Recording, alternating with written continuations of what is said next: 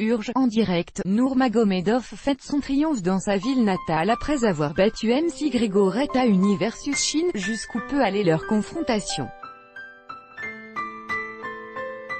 Olga Leschenko après la provocation américaine en mer de Chine et les accusations d'ingérence chinoise dans les élections américaines, plusieurs éléments portent à croire que les USA prépareraient une nouvelle salve d'attaque contre Pékin.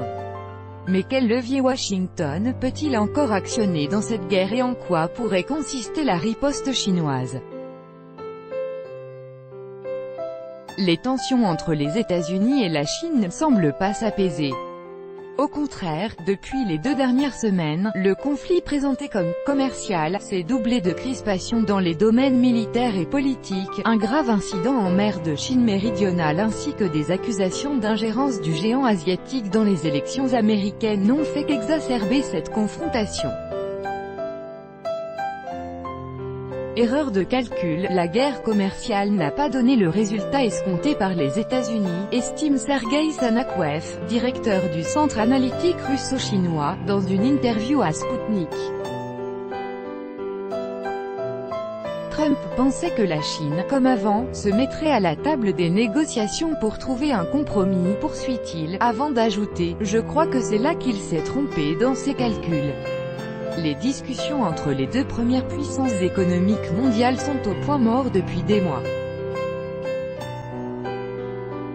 Plusieurs tentatives de mettre fin à la guerre commerciale par la voie des négociations, dont la dernière date des 22 et 23 août, ont échoué, Pékin faisant savoir qu'il ne comptait pas discuter avec un pistolet sur la tempe.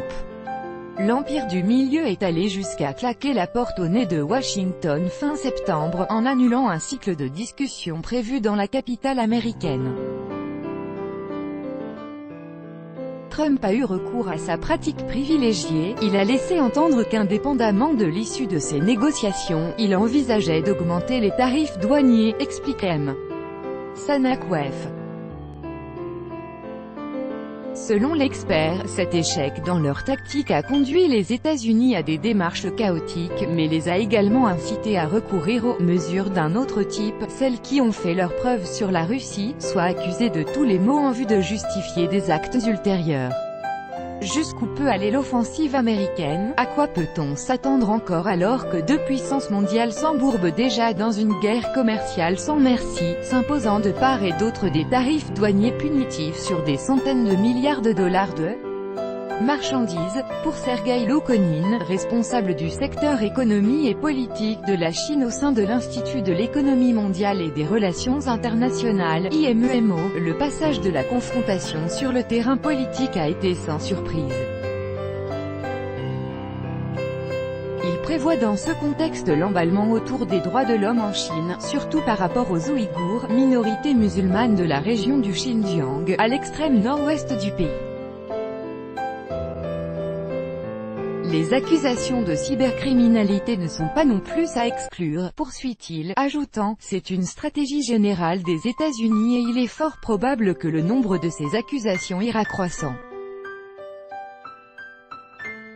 Avec des droits de douane sur un total de 250 milliards de dollars d'importations chinoises et l'accès limité du géant asiatique aux technologies occidentales, les États-Unis semblent avoir déjà actionné la majorité des leviers qui leur sont disponibles. Difficile donc d'imaginer une suite qui serait sans dégâts pour Washington lui-même.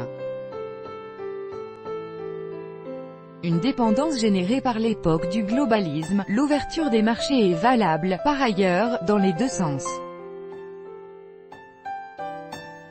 Toute démarche américaine aussi bien que chinoise aura des répercussions mutuelles, estime Sergueï Loukonine. Et de poursuivre, en agissant contre les sociétés américaines, la Chine expose au choc un secteur de son économie. Des atouts contre Washington, Pékin en dispose, mais leur utilisation peut avoir des conséquences pour la Chine aussi. Sergueï Sanakouev évoque pour sa part l'éventualité d'un conflit militaire, rappelant les disputes frontalières maritimes en mer de Chine méridionale, notamment avec le Vietnam, mais il rejette tout de suite cette hypothèse. J'estime que les Américains n'oseront pas, rassure-t-il. riposte chinoise à long terme, Pékin dispose tout de même de quelques atouts dans sa manche, et le plus important d'entre eux concerne le yuan. Le plus effrayant pour les Américains, mais aussi une démarche que les Chinois ne sont pas en mesure de réaliser en solo, c'est le passage aux transactions dans les monnaies nationales, affirme M. Sanakweff. C'est certainement impossible à réaliser tout de suite, car l'économie chinoise en serait sérieusement affectée, mais ils y procèdent étape par étape. Dans les échanges russo-chinois on a commencé à y recourir depuis 2008, ajoute le sinologue. Le sujet de la dédollarisation est par ailleurs activement discuté par les autorités russes.